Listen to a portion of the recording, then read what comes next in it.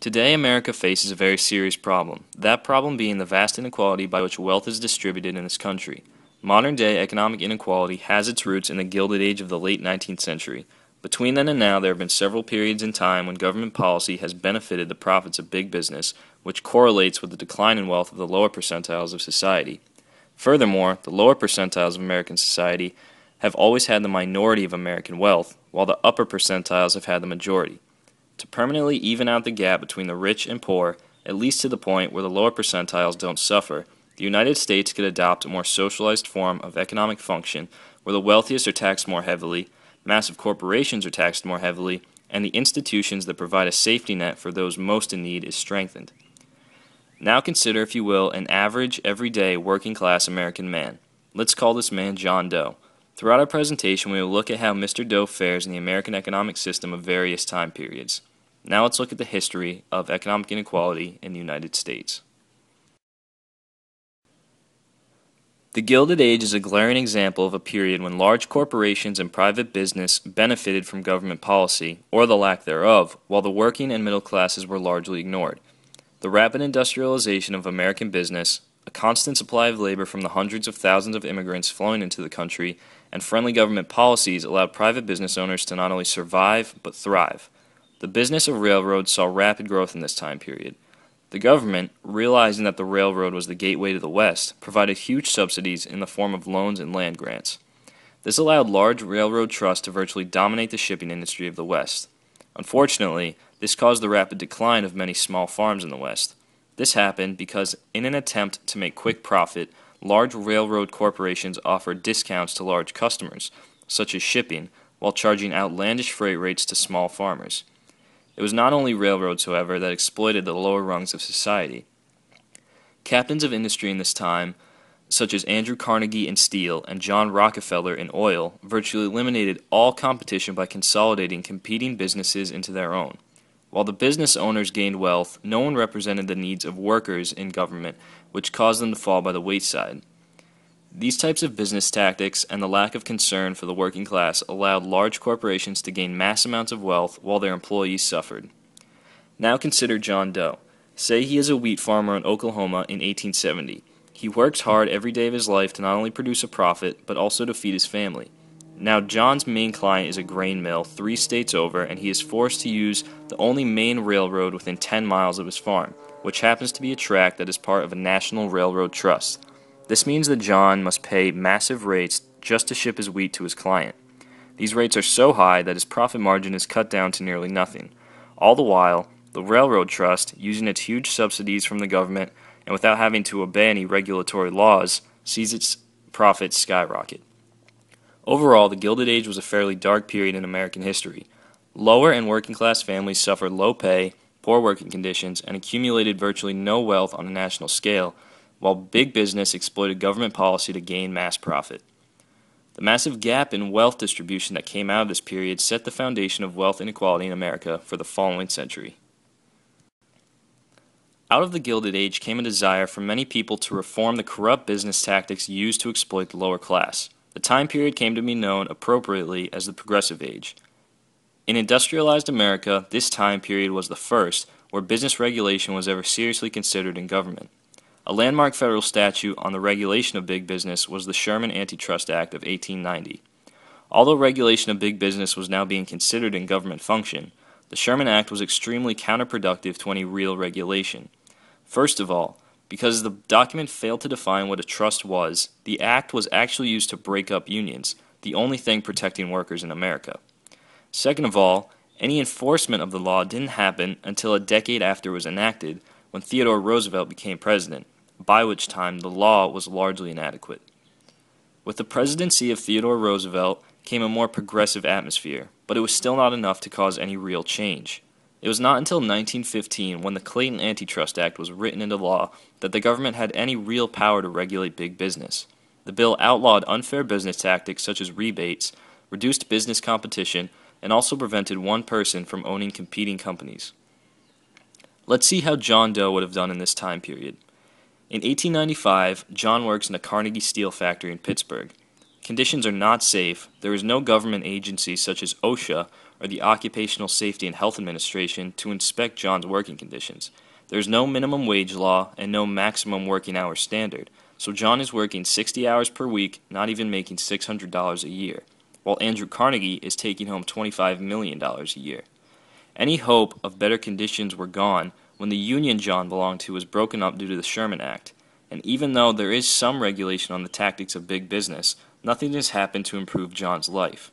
It would not be for another several decades that John would see any real improvement to his level of income. The 1920s provide another example of a period in time when big business flourished uninhibited while the lower percentiles of America struggled greatly. Any hopes of progressive change ended when World War I, under the progressive President Woodrow Wilson, began. An economic boom also accompanied World War I. This was due to the mass amounts of war materials being produced. Virtually every manufacturing industry in America was repurposed to the war effort. This boom caused big business coffers to expand while the working class still struggled. In this time period, the top 1% of society, being CEOs mostly, held roughly 18% of the nation's wealth. This was also a period when the richest in the country received aid from government policy. The Secretary of Treasury under President Warren Harding was Andrew Mellon. Mellon's economic plan included cutting the top income taxes by more than 50%. He also reduced the federal estate tax, which meant that million-dollar inheritances would not be taxed as heavily. Mellon's reasoning for his policies was that if the rich were taxed less heavily, more profit would go back to the poor. But all Mellon's policies really accomplished was putting more money in the hands of the wealthy without helping the poor at all. Furthermore, the 1920s was when the first Red Scare erupted, which caused the government to take action against communism and socialism. This led to the open shop, which prevented unionized workers from getting jobs. The 1920s was also a time of a raised living standard for many people due to advances in technology. But this increase in living conditions for the middle class only served to mask the real issue that the lower and working class were suffering tremendously. A false sense of economic security caused by the democratization of living standards and the booming war economy led to overspeculation in the stock market, which led to the bursting of the stock bubble in 1929. The end of the 1920s was followed by the beginning of the Great Depression, which led to the suffering for all people, especially the lower class. In the 1920s, John Doe would most likely be working in a then booming factory. He still would have very little pay accompanied with long hours, and though there would be a view of America as a place of increased living standards and mechanization, John would still be living paycheck by paycheck while those richer than him would be gaining wealth. Furthermore, the actions of the wealthy by the end of the decade would cause John to be thrust into the worst economic situation in history. During the Depression, everybody suffered, especially the poor who suffered from growing unemployment and inflation. Franklin Roosevelt attempted to fix the Depression with his New Deal. He passed many acts like the Civilian Conservation Corps, Federal Emergency Relief Administration, and the Civil Works Administration to create jobs. This only gave some relief to America, as 17% of the American workforce remained unemployed and 30% still lived in poverty. World War II ended the Depression because it created a huge demand for war supply, which gave a great boost to the American economy. But World War II and the New Deal only stopped the gap between the rich and poor from growing. The decades following World War II were called the Great Compression because it was a time when income inequality shrunk considerably. One big factor was the enormous military budget used for the Korean War and defense spending. Also, the GI Bill sent many veterans returning from war to school and gave loans to buy homes, farms, and small businesses. The 1950s saw a huge expansion in the middle class, meaning the gap between the rich and poor was closing. This expansion continued into the 1960s when Lyndon Johnson began a battle against poverty and racial injustice. He improved education and ended discrimination in employment. The decreased economic inequality helped those at the bottom, giving them a higher chance of getting a job. By 1970, nearly 90% of the school-age population was enrolled in educational institutions. In the following decade, the poverty rate declined. John Doe was a happy man in this time because he was sent to school with the aid of the government and got a good job once he graduated. But during the 1980s, conservative economic policies and tax cuts on the rich caused the rich's income to increase. Manufacturing industries that were the backbone of the middle class began to shrink because they outsourced their factory jobs overseas. The loss of jobs for unskilled laborers and the increase in wealth for the rich began to shrink the middle class, widening the economic inequality. From 1979 to 2007, the top 1% of earning households grew 275%, while other American families only grew 62%. So, you have been presented with the history of economic inequality in America, and I'm sure the question you're asking yourself is, why should I care? And the answer? You should care because you don't realize how severe the problem is today. In 2009, a Harvard business professor and economist took a poll from 5,000 Americans of varying faiths, races, and political alignments, and what he found was staggering. He asked two questions to each person: what they think the wealth distribution looks like in America, and what they think the ideal wealth distribution would be.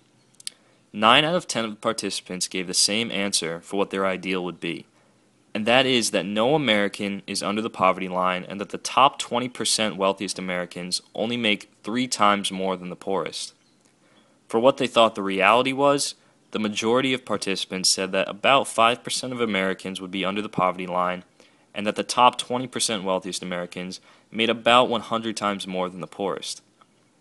Sadly, neither of those answers are anywhere close to the truth. The truth is that the top 1% wealthiest in this country own 40% of American wealth, take home 25% of American income, and own 50% of the stocks, bonds, and mutual funds in this country.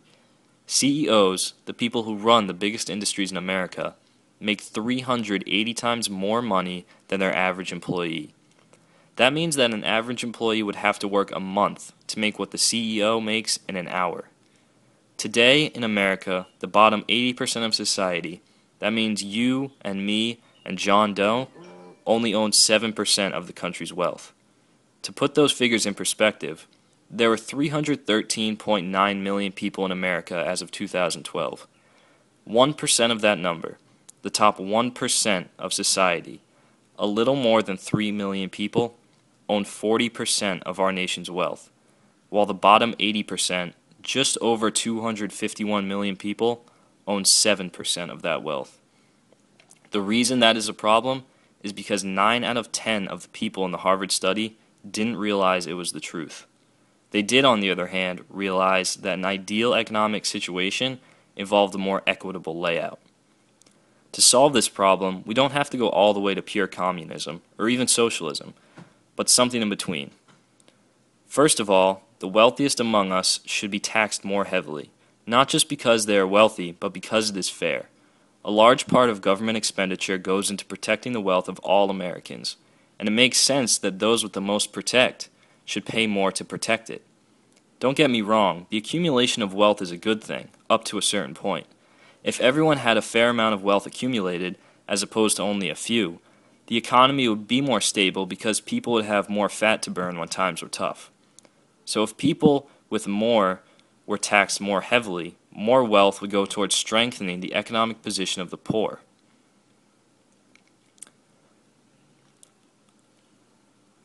And that would lead to a stronger economy as a whole. Another way to reduce the wealth disparity would be to tax businesses that are too big to fail. Many economic recessions throughout history, and even today, are caused by the over-speculation by these huge corporations. History has also shown us that limiting big businesses with antitrust laws doesn't work. As a substitute, business should be taxed not based on net worth, but on total assets that they control. To avoid this tax, the large corporations would break up into smaller businesses, which means more jobs and greater wealth distribution. And, because of the Clayton Act of the early 1900s, one person would not be allowed to control the several businesses that stemmed from the breakup of the former corporation. This would lead to further wealth distribution. Lastly, and perhaps most importantly, the institutions that provide a social safety net to those most in need should be strengthened. That includes universal health care and free education up to 4 years in college. If these institutions were to be strengthened, the problems that many Americans face when trying to get jobs, such as disabilities and inadequate education, would be solved. More Americans would have better opportunities to improve their position in the American economic system.